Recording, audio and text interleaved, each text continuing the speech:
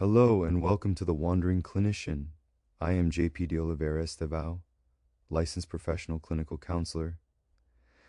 This podcast is where we get real about mental health. No fluff, no sugarcoating, just honest conversations, practical insights, and a little wit to help you navigate the messy, beautiful complexity of being human. If you find value here, do me a favor, subscribe, like, and share this podcast. It not only helps us grow, but it also helps spread the message that mental health matters, and it belongs at the center of our everyday lives. Now let us dive in.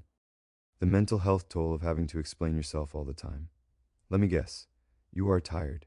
Not the good kind of tired, the kind where you curl up with a blanket and fall asleep to the dulcet tones of a mediocre true crime podcast.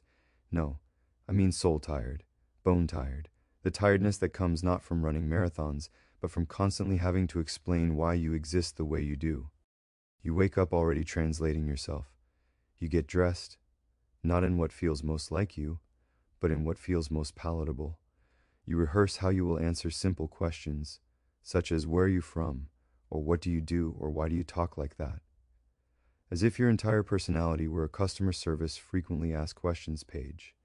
You, my friend, are fluent in the exhausting dialect of justification. And it is a language that takes a toll on your joy, on your nervous system, on your sense of safety in the world. Because explaining yourself all the time is not simply annoying, it is labor, emotional labor, cognitive labor, existential labor. And you are doing it every single day if you are neurodivergent, then you know what I mean. You are constantly filtering your reactions, editing your body language, and practicing acceptable ways to stim, speak, or make eye contact. You've become an expert in second-guessing yourself. Should you say what you are thinking? Should you mask it? Will they get it? Will they laugh? Should you explain the joke, or will that make it worse? If you are queer, then explaining becomes a full-time job. No, you are not confused.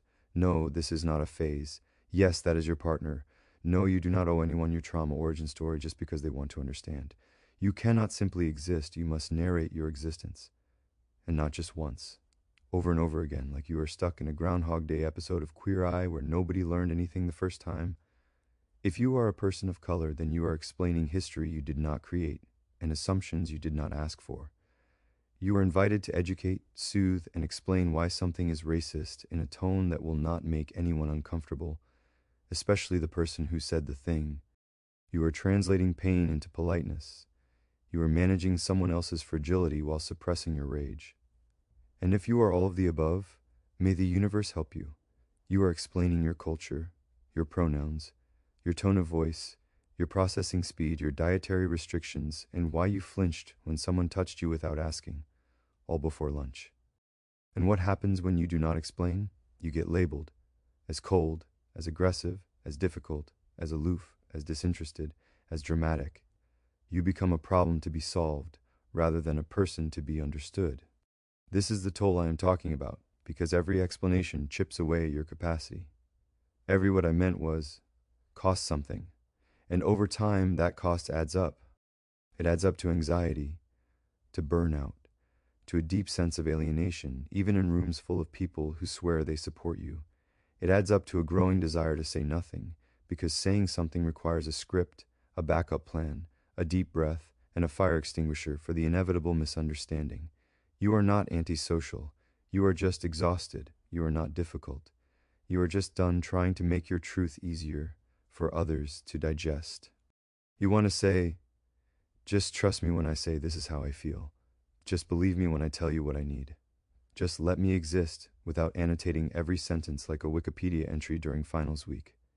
But you do not, because you have been trained to be gracious, to make it make sense, to explain yourself in a tone that will not trigger anyone else's discomfort, even when yours is chewing through your frontal lobe like a raccoon in a vending machine.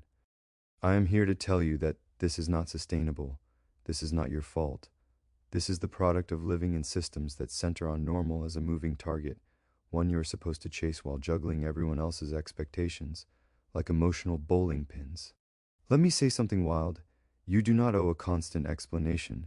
You do not owe every stranger your entire identity breakdown in infographic form. You do not owe your coworker a lengthy explanation on why certain jokes are not funny. You do not owe your family a seminar on neurobiology, so that they will stop telling you to just try harder. You are allowed to say, "This is who I am," and let that be enough. You are permitted to choose silence when the alternative is self-erasure.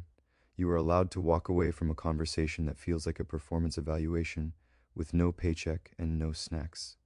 Now, I know what you are thinking, but if I do not explain, will they ever understand? Maybe not. Some people will never understand because they are not listening. They are waiting for you to fit into their frame.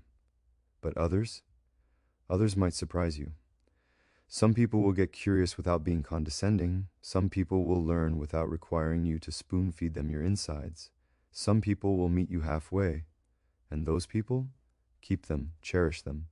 They are rare, like emotional unicorns who also know how to Google things. In the meantime, I hope you permit yourself to stop turning your life into a syllabus. I hope you find spaces where your truth doesn't require a PowerPoint presentation. I hope you rest. I hope you get so grounded in your knowing that you no longer feel obligated to translate it for anyone who is not willing to meet you with respect. Because your value does not increase with every successful explanation. You are not more lovable when you are more legible. You are not more worthy when you are easier to understand. You are enough, even when you do not explain, especially then. Thanks for wandering with me today, whether you're on a walk, in your car, or hiding from your to-do list under a weighted blanket. I'm grateful you chose to spend this time with me. If something in this episode resonated, challenged you, or just made you feel a little less alone, I'd love to hear from you. And if you haven't already, check out my book, A Boy Called JP, available now on Amazon. It's my story, raw, reflective, sometimes a bit ridiculous, but always rooted in the belief that healing is possible and that your story matters.